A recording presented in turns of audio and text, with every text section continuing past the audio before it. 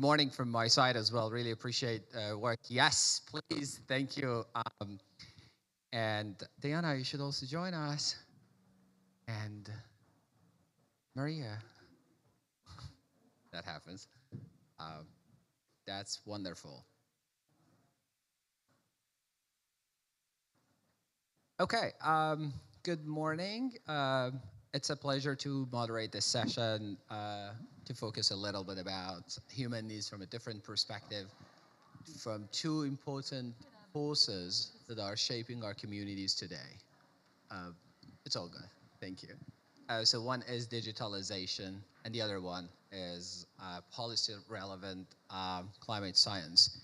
Um, I'm Purya Salehi, as Nitin said, heading Research, Innovation, and Development Department at ICLEI World Secretariat, coordinating this portfolio across 24 ICLEI offices and co-chairing Global Covenant of Mayors Research and Innovation Technical Working Group.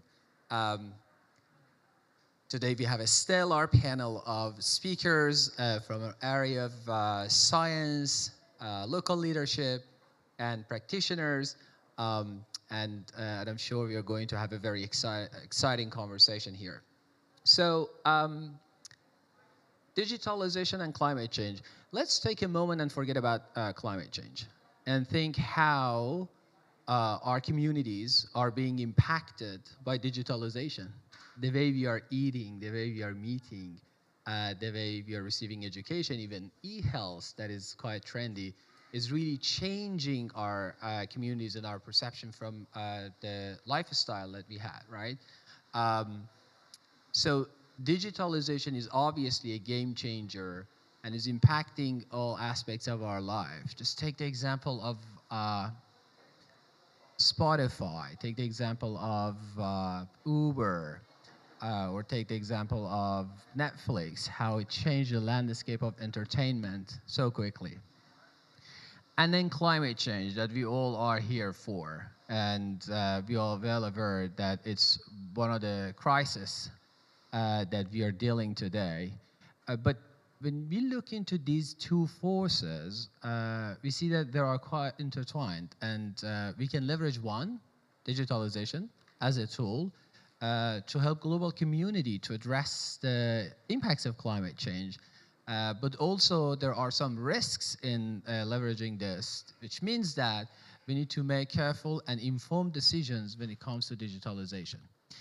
So this is a little background that I wanted to share. And the conversation today, I'm very excited about that because we can hear from local leaders who are dealing with day-to-day activities of a local government and citizens' request. And then we have colleagues from Community of Science, an IPCC lead author. We have global coordinator of UCCRN here, who's actually the principal editor of the ARC 3.3 report. And of course, we have my colleague, Giorgio Rambali, who's trying to accelerate innovation within cities through a mission. So before getting into, before delving into this discussion, we have also two exciting things today. One is we are going to launch a policy brief on digitalization, which we will hear more about that. And then also soft launching some of the elements of ARC 3.3 from UCCRN. But before doing that, I would like to ask our first panelist, Councillor Gilliland, whom I have the pleasure of being on a couple of panels at DISCO, and she's now my favorite local leader, to sort of share their perspective regarding digitalization and also the climate change and how these two forces are impacting cities and the landscape of cities and the way we live and the challenges they are posing to local governance from your perspective. Thank you for being with us, Councillor. The floor is yours. Thank you, Purya, and thank you for the invitation to be here. And I suppose we're all here because of the science. The science is telling us where we're heading, and sadly it's in the wrong direction. And that's our aspiration for whatever document lands today is agreed tomorrow, that it is fossil fuels and that is causing global warming. But we also know from science that food, housing, mobility and textiles are the four key polluters. And when you look at, as you mentioned, human needs, we all need to eat, we all need a roof over our heads, we all need to be able to move around, and we all need to be clothed and have our soft furnishings. So by looking through the lens of human needs and the lens of climate, we can really use technology to support us in knowing how best to live sustainably, how best to grow sustainable foods, to build and construct sustainably, sustainable mobility, and what we wear. So from at a local level, the science very much informs us. We're very much conscious of it. You mentioned policy. Our role at local level is to translate. I'm Dublin, so member of the European Union. We have the European Green Deal and various directives and legislation at that level. So our national government will translate that into national legislation and directives, regulations. And then at local level, it's very much up to us to translate that into local language that is applicable to our various different contexts, but also to the people that live, work, and recreate in our cities.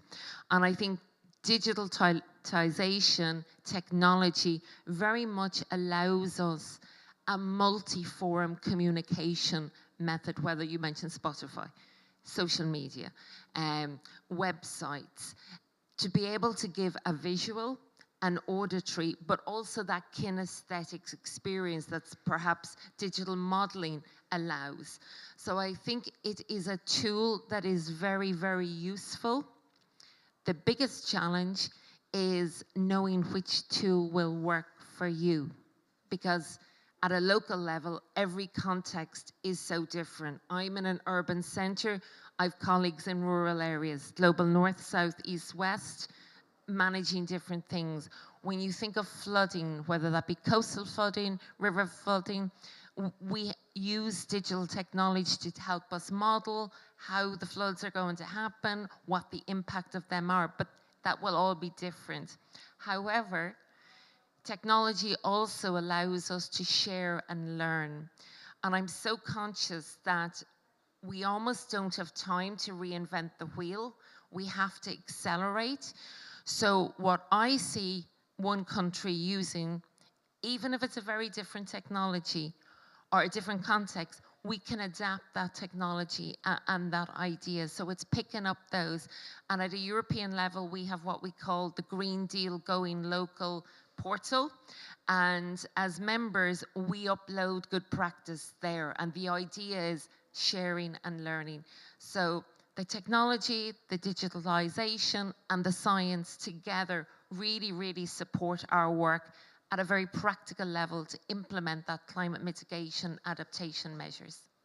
Awesome. Thank you so much, Councillor Gill. And I think this is really inspiring to hear from you that, for example, what digitalization is providing right now for the local governments, this knowledge exchange and peer exchange across cities is absolutely important. And this is really interesting to see that through the example that you mentioned, Green Deal platform to localize action, that's how it is helping cities to come across new solutions that may be a solution to adapt for their local context. And obviously, as you mentioned, there's, it can offer a plethora of new options and sort of innovative solutions to us if it is being sort of chosen carefully and thoughtfully in a process through which it's going to deliver on our global goals. Obviously, there are downsides of it, as we can see, for example, digital tools. In the social media, I was on a program with Chief of Sustainability of one of the big techs a few days ago, and they were talking about how they are interested in addressing the data gap at the city. And it's like, this is great, but then at the same time, you are selling ads to our people, to our community, and pushing consumerism, and we should consume more and more, and you're encouraging that, which is not a sustainable way of life, right? So back to your point, I think it's quite important to see, like, for what purpose we are leveraging that, and what we are going to draw out of that. And with that, I would like to sort of flashback last year. September, Kigali, there was United Nations UNU Climate Academy that was organized by United Nations University, UNFCCC, and Munich Re Foundation, and ICLEI joined as a special partner last year. And we had two tracks of digitalization and energy, which we had the opportunity to lead the track on digitalization. It was really inspiring to hear from people, from local leaders, but also practitioners, that what are the challenges to leverage digitalization in different contexts. Some area of the world, we observe that they lack access to minimum bandwidth. Digital infrastructure is not really there, and in some others we see that how high tech is being leveraged to deliver on the immediate needs of humans and facilitate that. Without any further ado, and knowing that now is the time to launch a policy brief that is stemming from the conversation last year, but then we worked with my team, but also some of our external partners to develop this policy brief, which offers the challenges and at the same time opportunities for local leadership and cities to leverage digitalization. So before inviting my colleague David to sort of walk us through this policy brief, I would like to ask the colleagues there to please run a short video from the chair of Munich Re Foundation who My funded name is Renate this work. Bleich, and I'm chair of the Munich Re Foundation.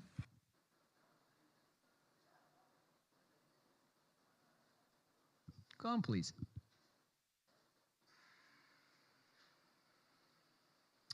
Digitalization. My name is Renate Bleich, and I'm chair of the Munich Re Foundation. Let me take this opportunity to congratulate ICLEI on the publication of this policy brief on digitalization as a game changer for local governments and communities. Great work. And this policy brief stems from a discussion that started at the Climate Academy 2022 on digitalization and energy transition. And let me just tell you briefly what the Climate Academy is about. It's a program run jointly by Munich Re Foundation and UN University EHS, together with partners such as the UNFCCC, and in the case of the 2022 Academy with ICLEI. And the Climate Academy is all about collaboration. It's about bringing people from all over the world together in this program, people from academia, policymakers, and practitioners, to discuss the topic at hand, to exchange state-of-the-art knowledge, to discover knowledge gaps and create knowledge. And it's also about informing climate policy on the international, national, and subnational level. So it's about creating policy briefs or initiating discussions about policy action and policy briefs.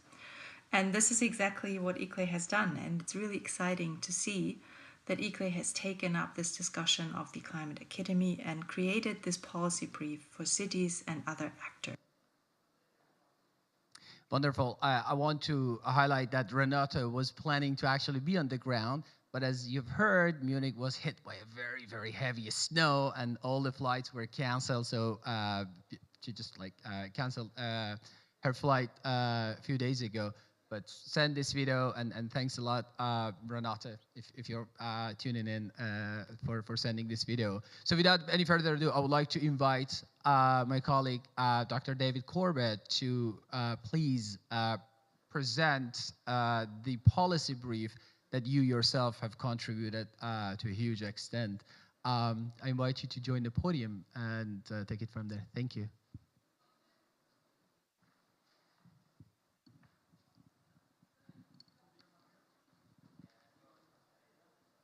Perfect. Great. Thank you so much, Poria, also for the opportunity to present this exciting piece of work that I've also been privileged to contribute to. Yeah, thank you also to the fellow speakers on the panel. Really looking forward to the conversation going forward and to hearing your perspective as well on this piece of work. So the policy brief that I'm sharing with you today is titled Digitalization, a Game Changer for Local Governments and Communities, Enhancing Capacities to Deploy Transformative Solutions. The purpose of this presentation is not to give everything away. we would encourage you to, we'll put a QR code on the screen throughout the presentation, and we encourage you to check it out in detail. But I'd like to just give you an overview of kind of what we tried to achieve with this policy brief and the role that we hope that it'll play. So as has already been mentioned, this policy brief has actually been a long time coming. It really stems from the discussions that were had at the Climate Academy 2022, which was jointly organized by the United Nations University, Institute for Environment and Human Security, and the Munich Re Foundation in collaboration with UNFCCC and with ICLEI World Secretariat as a special partner, and our very own Poria Salehi leading the digitalization track for the event. The content reflects the discussion that was had, as Renata was saying, across all of these different sectors, trying to ideate around digitalization. But then I think that it's been taken a step forward as well through the lens of ICLEI and the Urban Research, Innovation and Development team to really tie it to what's happening on the ground in cities. And I think that's the strength of ICLEI's position in this as well, kind of at that interface between policy and practice. So the goal is really to demystify the process of digitalization and really put technologies at the service of local governments and at the service of populations as well. So I really liked the two perspectives that Alison shared, actually not reinventing the wheel and knowing which tool will work for you. I really hope that this policy brief kind of ticks some of those boxes, because that really resonates with what we were actually trying to achieve with this piece of work. And this, while working on this, it made me think of a quote, which is, "Don't tell me you're funny, tell me a joke." And really, this is kind of the step that this policy brief is trying to take. So why digitalization? Why now? It's been around for a long period of time, and we all know about smart cities. Smart cities really gained a lot of traction, I would say, like in the 1970s and onwards.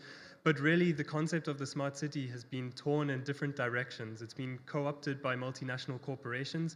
And what we see is really like massive mega cities being built on the outskirts of existing cities that are in isolation from the urban challenges that we face. And to me, that's a misuse of the potential of digital technologies.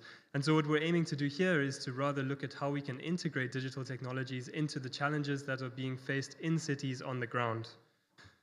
So what we've tried to do here is delineate between the potential of digitalization and what we could say in some cases is the failure of the smart city concept. So we're looking at, rather than optimizing our existing systems, we're looking at how technology can be used to move beyond the conventional approaches to solving problems. So not just measuring and reinforcing, but rather looking at how could we do things differently. And as our colleague from Mission Innovation, Dennis Pamlin, would say, we're not out here to build fossil-free typewriters, rather finding new ways to do things.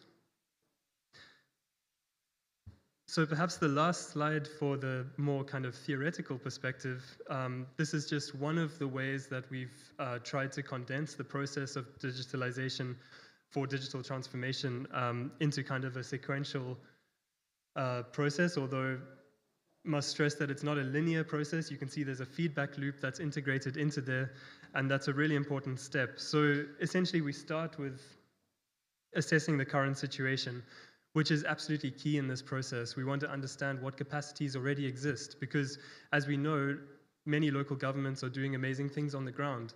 We need to understand what they're doing and how digital technologies could be integrated to further support that. We need to identify and engage with the stakeholders on the ground and find out how the technologies that we're implementing can serve the population. We need to develop strategic planning and policy alignment across different scales of government to ensure that from the local action, it's integrated with the broader national vision as well. And we need to test and scale pilot projects and ensure that there's space available for that. So the main technologies that we look at in this policy brief are, in a nutshell, the Internet of Things, or the use of sensors, artificial intelligence and machine learning, blockchain, and digital twins. And we chose these technologies because we think that they're probably the main ones that would be used at this point in time. So as I said, I think that one of the unique aspects of this policy brief is that we have this kind of balance between theory and practice. So therefore we have a combination of diagrams such as this one, where we show the different collaborative strategies that can be used across scales related to digitalization. And then that's combined with concrete examples from around the world, looking at projects where, well, specifically with a focus on global south cities, where innovation is happening, especially to address human needs and leverage technology for that goal. So there are examples ranging from natural asset maps to finance strategies and the use of smart cities, smart meters. And with each case study, we've ensured that we go through the process through which those technologies were deployed and who was involved in deploying and developing those technologies. And we've also synthesized each one into a set of key learnings that can be taken forward. So the goal is not to create a blueprint to apply these technologies, but rather to derive lessons from where they've been applied that can be taken forward. So of course, it wouldn't be a policy brief without policy recommendations, but for us, it's been essential to take this to policy and action recommendations.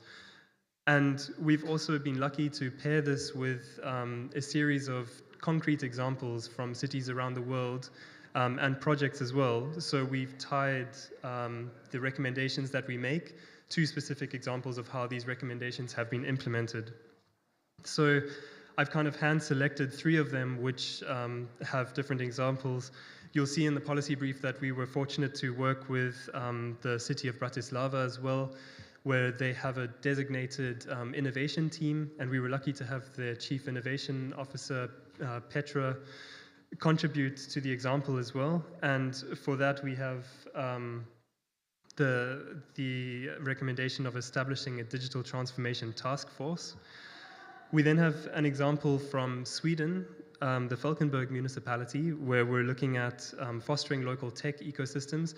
And this is really derived from an example that we had actually earlier this year in the ICLEI Daring Cities event, where Falkenberg municipality shared how they had gone about identifying a specialization in the nutrition innovation space and the formation of clusters across government, academia, and startups within their municipality to really get that off the ground.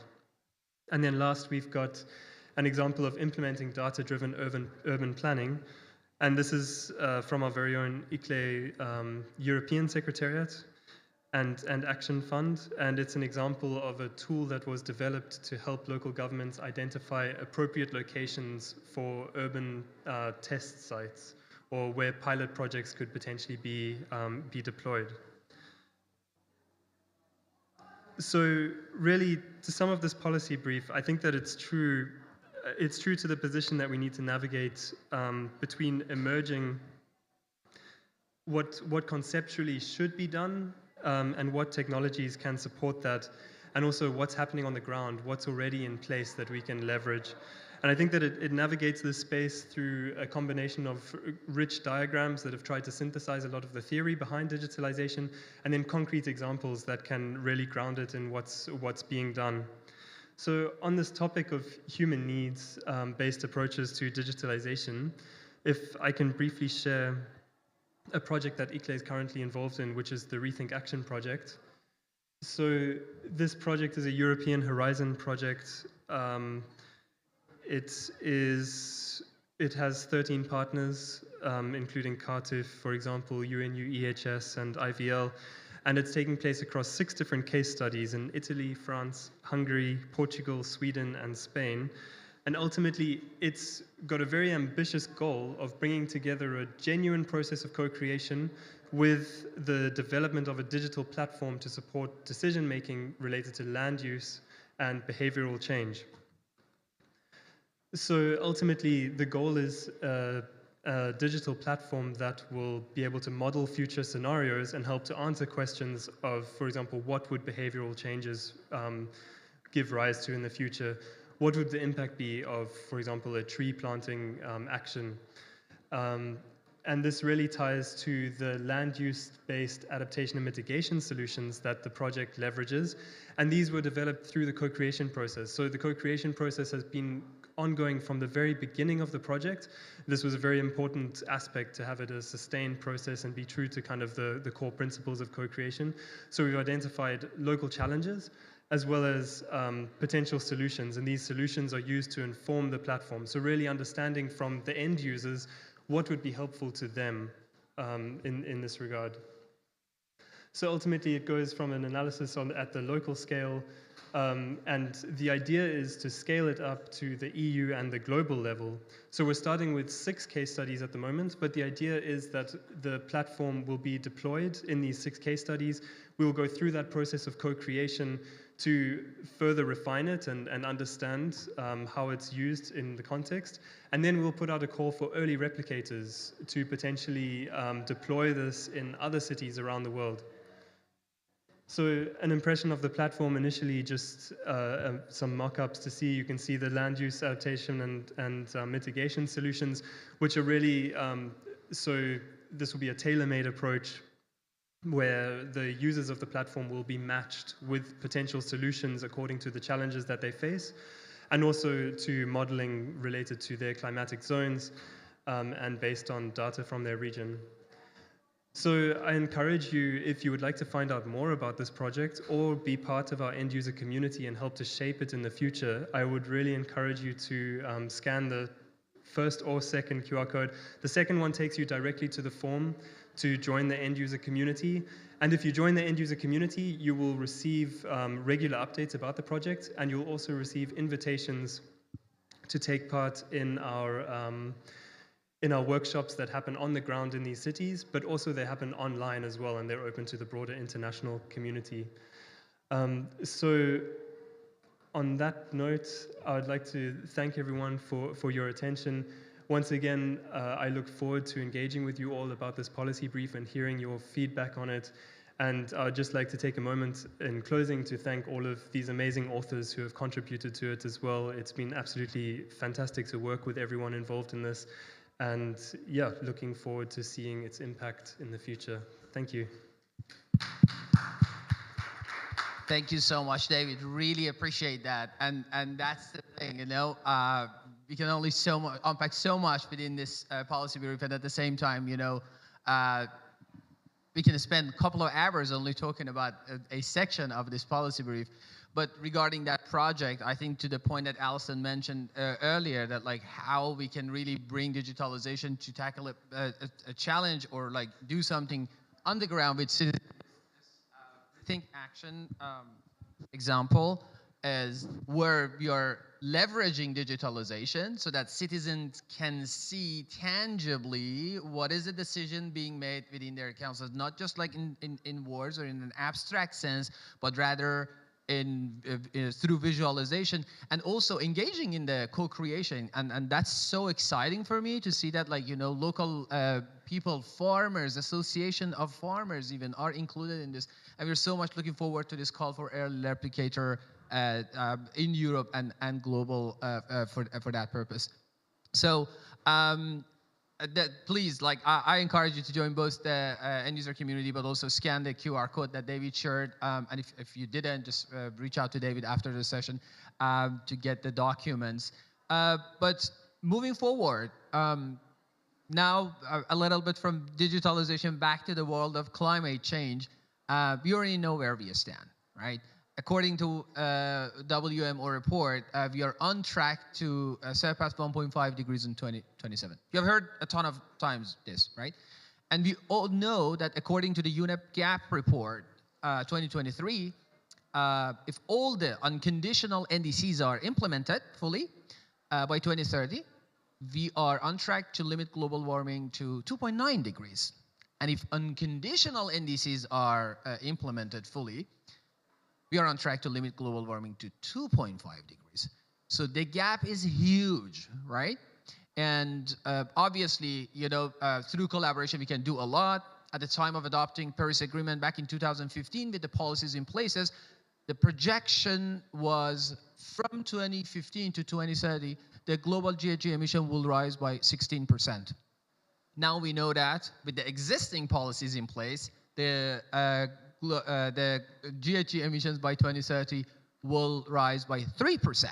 13% reduction, amazing, right? But we need to reduce that by 28% to remain on track for 2-degree scenario, and 42% to remain on track for 1.5-degree scenario. So there's a huge gap here.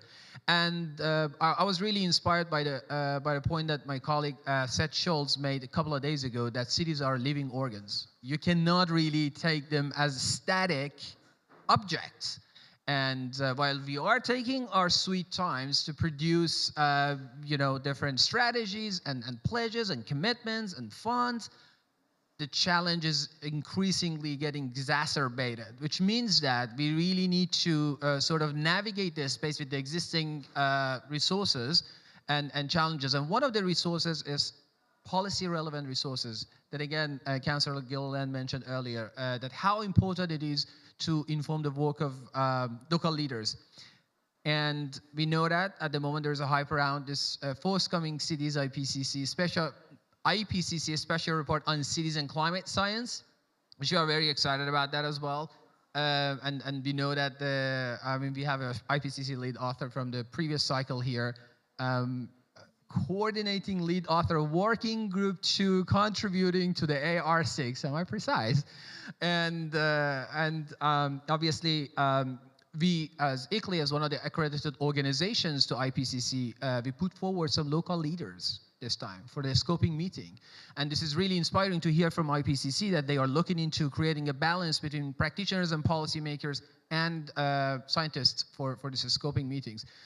But then we already have some exciting reports and policy-relevant materials that can inform decision-making until this special report comes in 2 to 3 years' time.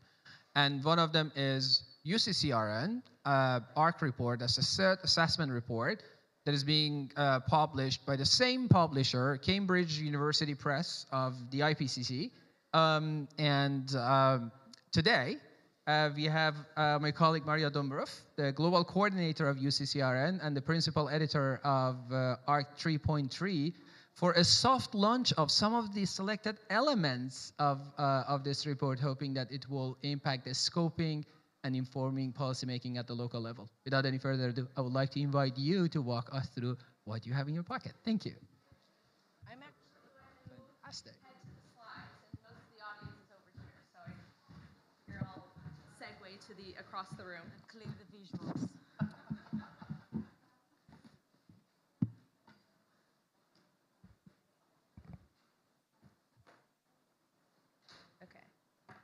All right, great. Thank you everyone for being here. And first I'll start by thanking all the 200 authors involved in this major assessment. So a little bit about UCCRN. We are a network of 2,000 urban climate change knowledge providers that enable cities and their metropolitan regions to lead on climate change mitigation, adaptation, and resilience. We have a focus on action, equity, and sustainable development, among others. We have 15 research hubs across the globe, and we started in 2007, so one of our co-directors, Cynthia Rosenzweig, would say that we're not a new kid on the block. So we're here today to soft launch the first 6 reports.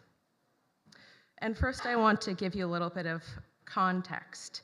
We started during the pandemic. So as you can imagine, trying to create an assessment at the peak of the pandemic was quite a challenge, but also quite an opportunity to integrate the science of COVID-19 into the assessment report.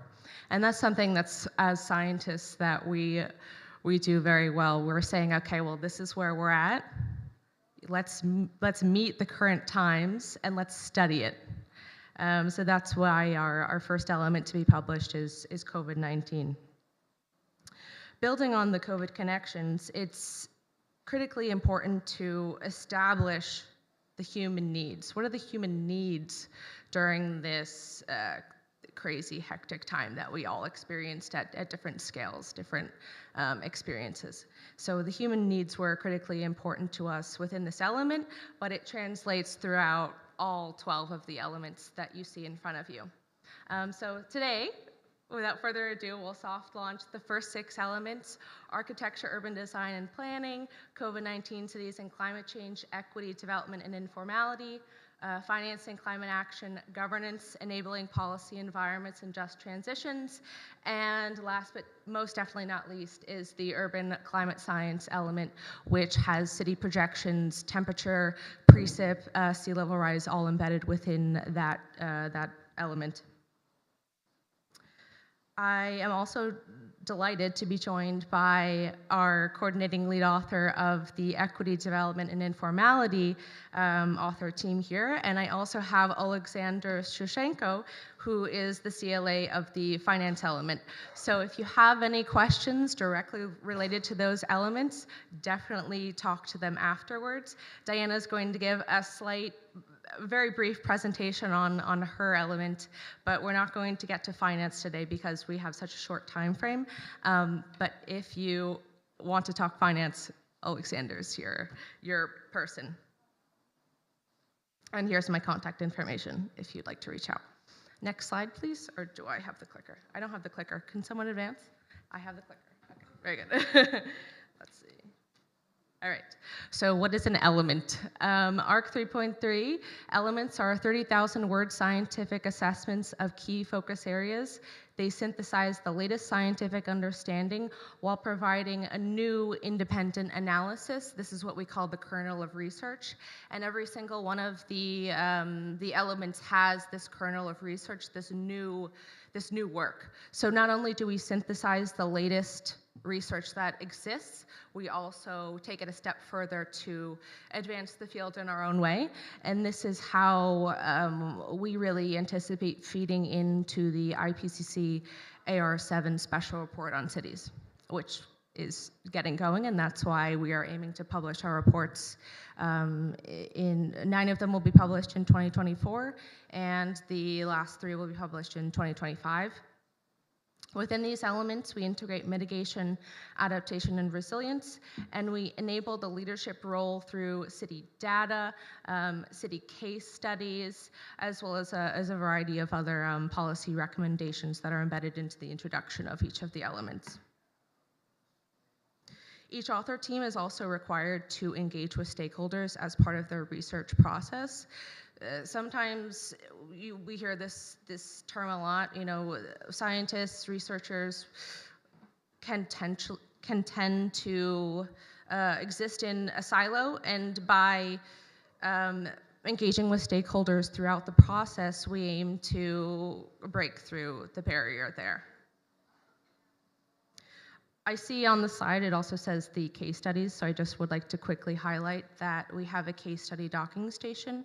It was developed as part of ARC 3.1, which was one of the predecessor reports. It was published in 2011. ARC 3.2 was published in 2018, and this is our hurrah, the third assessment report, which will be published in 2024 and 2025.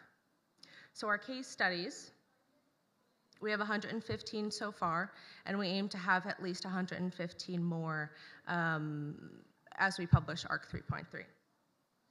They're digestible pieces of knowledge, so they're not, you know, we have hundreds of pages within the elements, but our case studies are much smaller. They're much more digestible. So we have different points of access based on your knowledge, based on your interest, based on your region, based on your city, and where your city is at.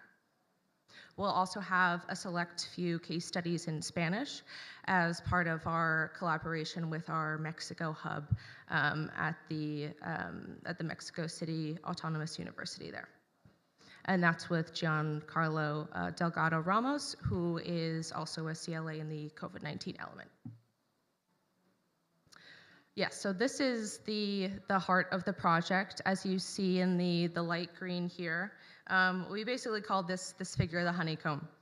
So in the light green here, you see these core principles of overarching work, mitigation, adaptation, resilience, urban NDCs. You know, I'm not gonna, the stock take process, I'm not gonna go into everything because I will be here all day, literally.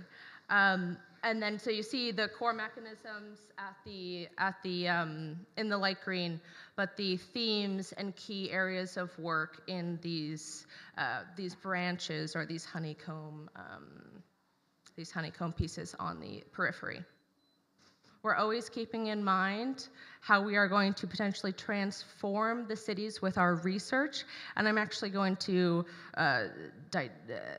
go back a little bit and delete the word that I said, potential, because we will. I'm confident that through our work and through our 200-person author team that we will be informing transformation cities through our research and through our policy recommendations, always keeping in mind the overshoot, CRD, and scaling up local to global.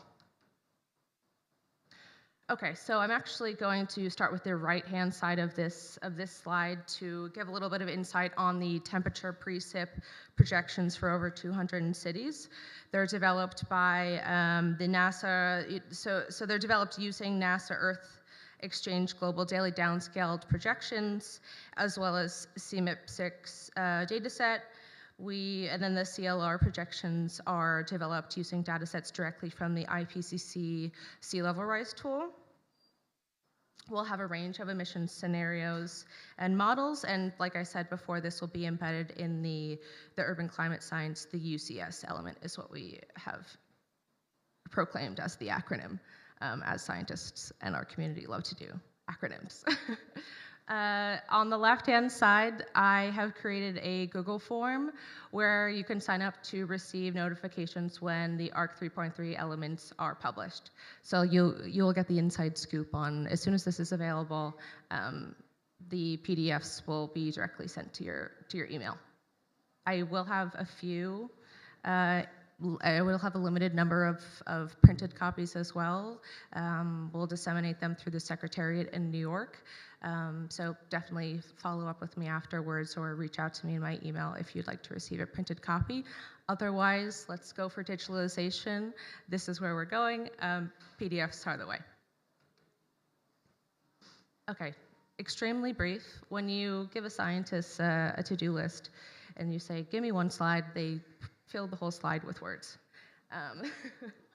So long story short, the COVID-19 element embeds emergency responses, lessons learned, and we have this one amazing case study, and my colleague, Jad Benahalem at the Secretariat would laugh at me because I love this case study. I love talking about this case study. It's based in a case study based in Dhaaravi, which is an informal settlement in Mumbai, and during the COVID-19 pandemic, they were able to track, test, and treat the residents within their community, within their informal, it's 1 million people, so I wouldn't even call it a community, I'd call it a city within a city.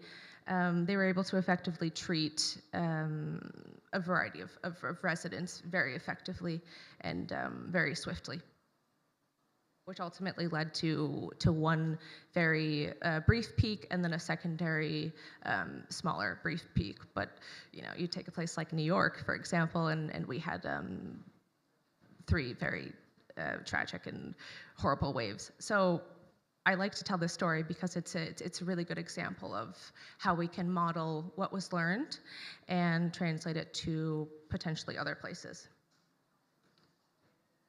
Okay, my last closing remarks are the architecture, urban design, and planning element.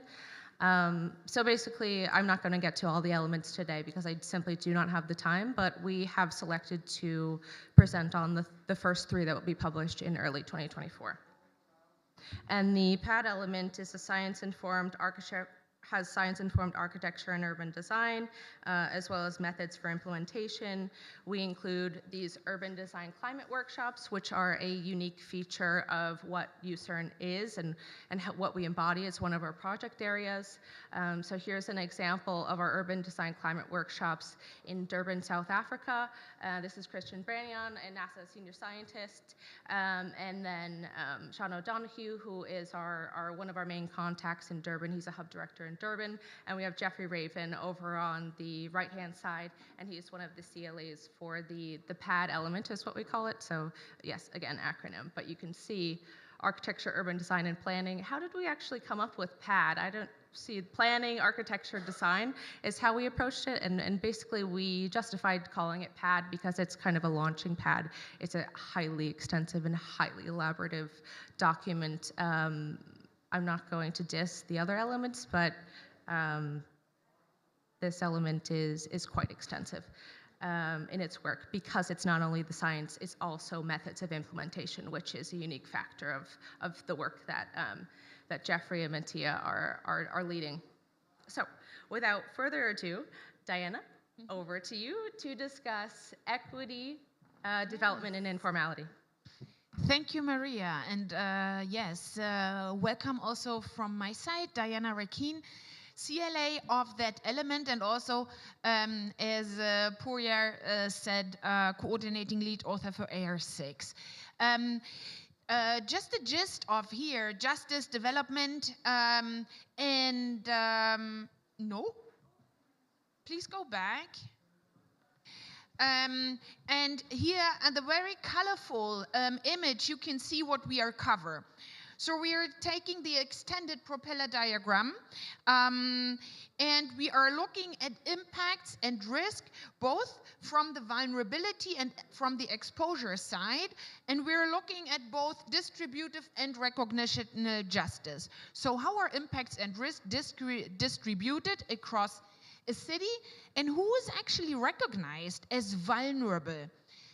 So we do that both across the globe, so between global north and global south cities, but also within cities, yeah, both.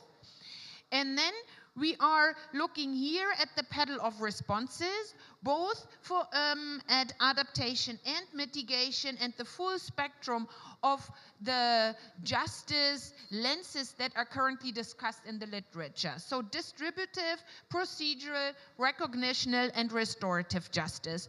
We are assessing what does the current science say about these justice elements for adaptation and mitigation, and we're also developing new insights.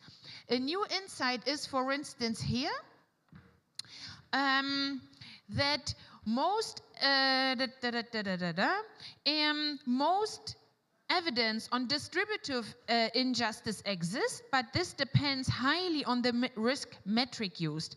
Most fatalities in cities to date are due to floods, heat, and landslides.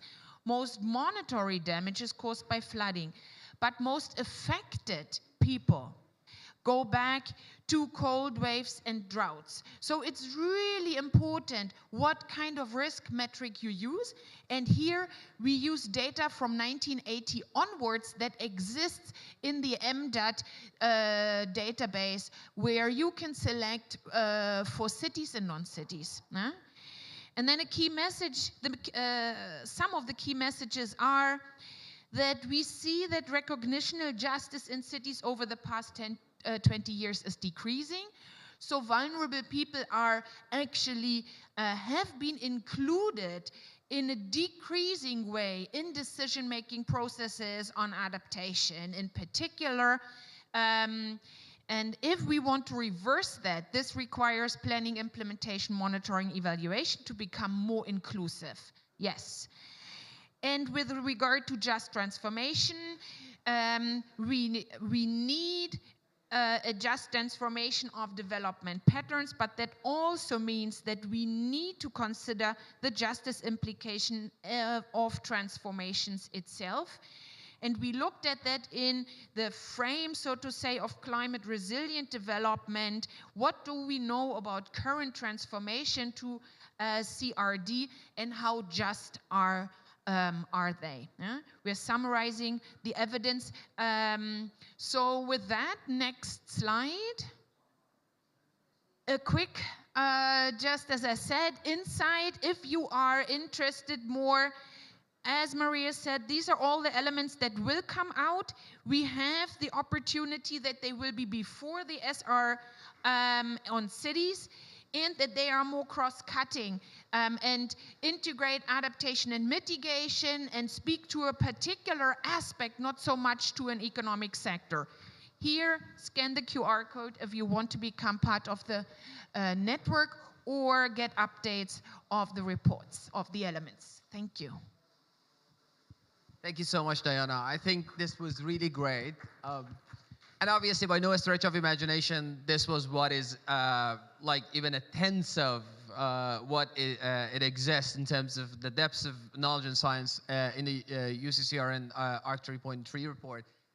Please, just wanted to invite our panelists, and now it's time to conversation and have a conversation. A lot of QR codes, right? But now moving away from QR codes and just like highlighting that at the UCCRN ARC report, there is actually a section about agenda setting human needs and around innovation, which is very much linked to the core objectives of this hub, and that's exactly why we decided to have this soft launch here at the Unified Global Innovation Hub Pavilion. As we speak, Masamba, I would like to invite you to join us as well, because we are going to get back to you as well to wrap up this session for us, please. But now moving to the panel discussion, starting with my colleague, Giorgia Rambali. Giorgia, thanks so much for taking your time and joining us today.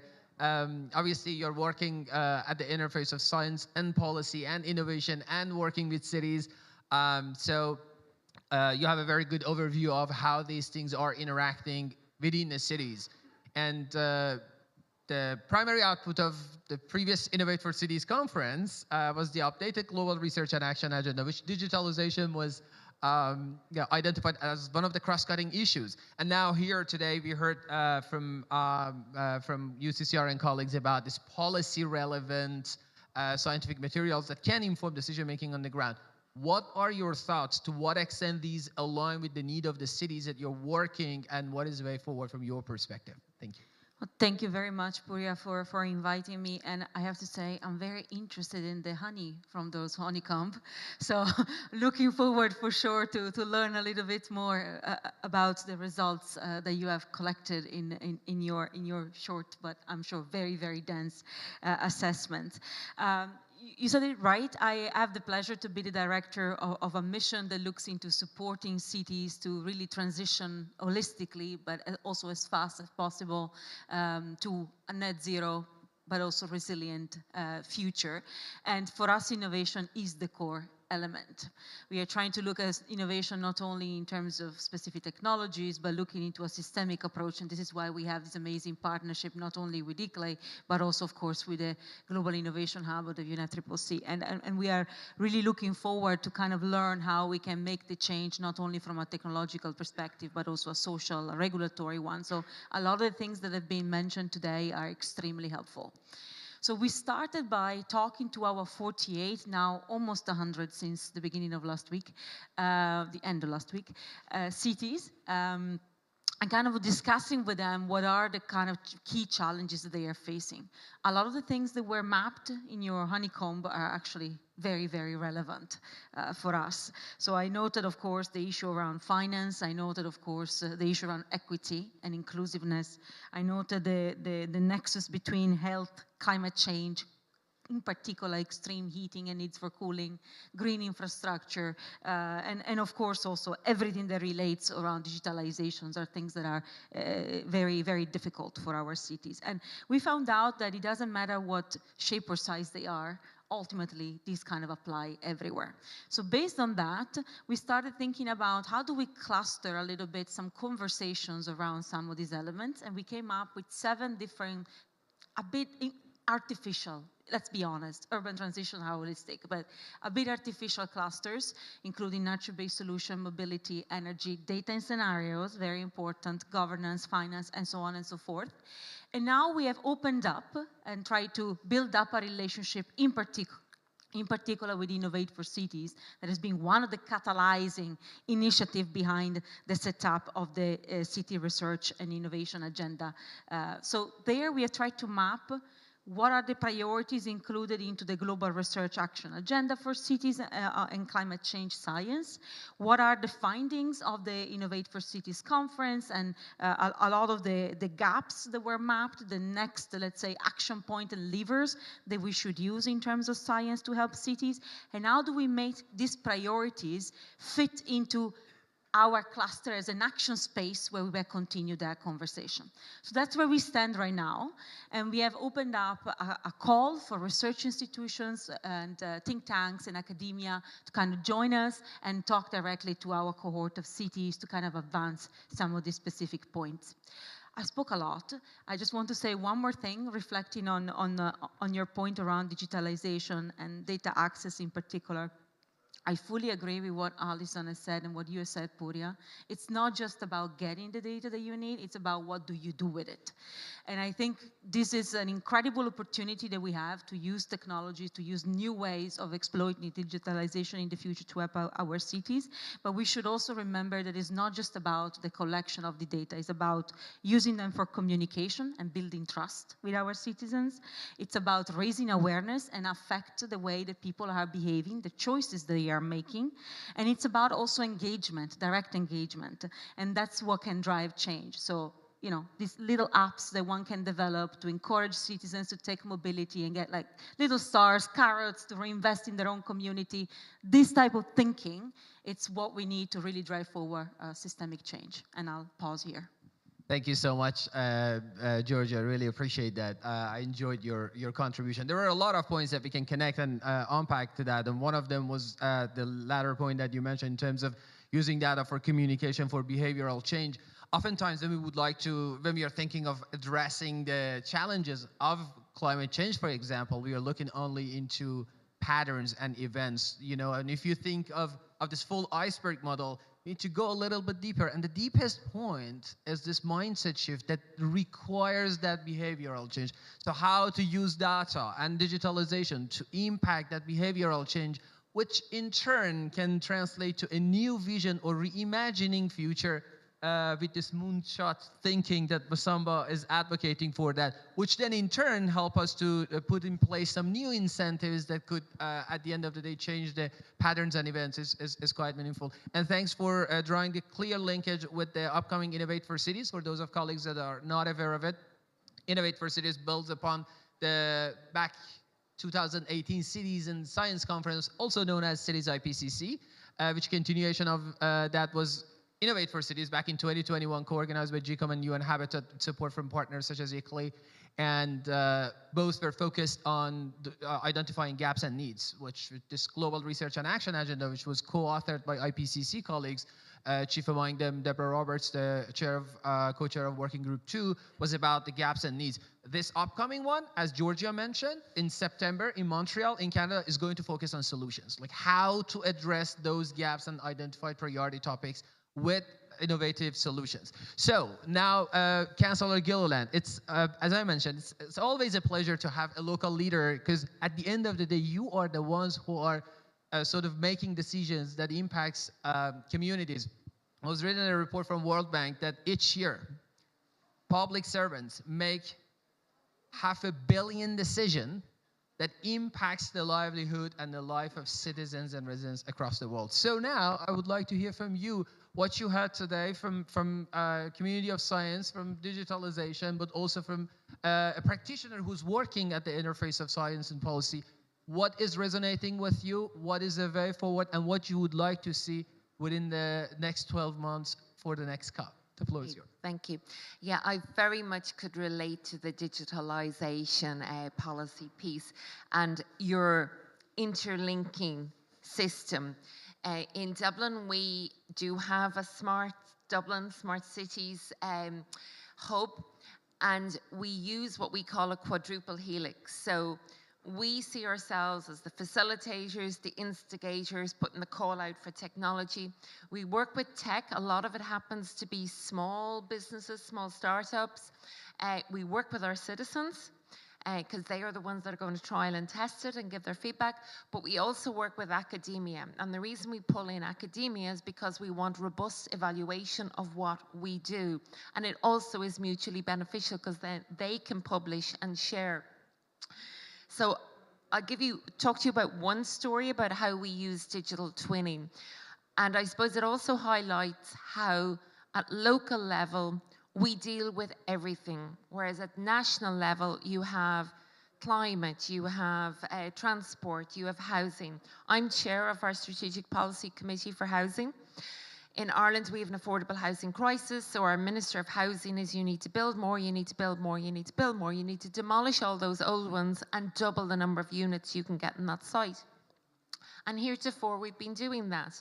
However, with now a really, really intense climate lens, we said we all know that the most carbon effective building is the one that is already built. But they're energy inefficient, they may not be the most pleasant to live in. So what we did, we got some money from, I think it was our Department of Trade, and we put a call out for a company or SME, whoever, to work with us on digital twinning of one of our vacated blocks. It was built 60 years ago. So a small company worked with us. They took that baseline, so you're talking about data, did a digital twin of the block. It has 30 units in it. It's 4 stories high. And they modeled 4 approaches: shallow retrofit, medium retrofit, deep retrofit, demolish and rebuild. And they modeled it from the perspective of additional embodied carbon that each would add, plus the operational carbon in the running of it, and then the financial cost. And it turned out that the deep retrofit was by far the most carbon efficient, and it was also more financially efficient. However, the box it didn't tick for the Minister of Housing is additional units. But we can argue back to him is, we have a climate imperative, we have an emissions reduction imperative, and we have to join both together. And it's our responsibility in our climate action plan, our development plan, to do this. So we have a report, it's published, and you talked about transparent policy making. So our policy is evidence-based. Now, thankfully, we've got more money to be able to run the same on all those regeneration projects that we had earmarked for demolish and rebuild. So it really has helped us in a very, very practical way and a very transparent way to make good policy decisions and to shift our policy from one that looked through, I suppose, one lens about additionality of housing units to one that is human-led, nice, energy-efficient units, but that have a lower carbon impact from what we do. So I think that's a practical example of technology and policy in action. Thank you so much, Alison. I really enjoyed that example, a very tangible example, and I myself was thinking about it, and a lot was coming to my mind. And one of them is like, sometimes perfect is the enemy of very good, right? We need to live it in realities and navigate this space with the limitations. And I'm so glad that what you did on the ground is impactful. And also from ICLEI team, when you sort of commented on the digitalization policy brief, this is really heartwarming for us, knowing that what we are doing is actually like meaningful for policymakers on the ground. So thanks a lot for that comment as well. And moving forward, just being mindful of time, I really don't want to end this panel, but because of the time we have to. But before moving to our last panelist, a very exemplary leader who is advocating for systemic innovation process, I just wanted to acknowledge the presence of a leading expert and scientist, Eric Tambo, in this room, who I had the pleasure of leading the Climate Academy with him. Eric was leading digitalization, energy track. I was on the digitalization, but Eric contributed to the policy brief that we launched today. So thanks a lot, Eric, for all the great work that you are doing. Keep it up. And Musamba, here today, we heard from Councillor Gilliland about climate change, about digitalization, the examples that they have implemented on the ground. We launched a policy brief on digitalization for local leaders and for local governments, challenges, opportunities that stem from the conversations from Climate Academy last year, but also our colleagues from UCCRN soft launched 6 of their elements from their assessment report. So I would like to hear the last words from you. We are here at the Global Innovation Hub Pavilion. To what extent these all can sort of connect to that human needs that you're advocating at the core of this hub. The floor is yours. No, thank you. Thank you, Puria, and good morning to all of you. And thank you for participating to this event, which is a very important event. So the link with what was said on cities, the Global Innovation Hub is promoting the use of innovation to support the many people and the planet. So we have a human-centered approach to innovation. Now, what happened is that cities are very close to their citizens. And we consider that the most important type of climate and sustainability action are not actually happening at the industry level, at the sector level. At the sector level, you can only have incremental change. The most transformative type of climate and sustainability action can only happen at the city level. And this is why the Global Innovation Hub is focusing on city. This enables us to expand the space for innovation. Now, digital technology is critical to achieve the green transition.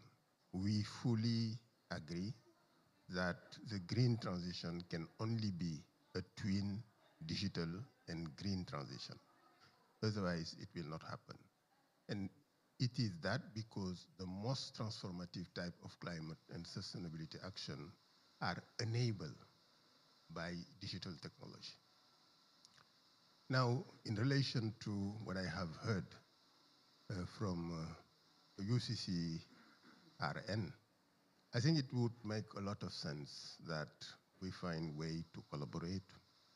There is a lot of synergy between what the Global Innovation Hub is doing and what we are doing. First is the scope. You are focusing on cities, and as I have said, cities is the focus of the Global Innovation Hub. Number two, you are focusing on one element that is very important for us is climate justice. As you have heard me saying before, we are prioritizing the most transformative type of climate action. But what does it mean? It means that those are the climate actions that are able to disrupt entire value chain.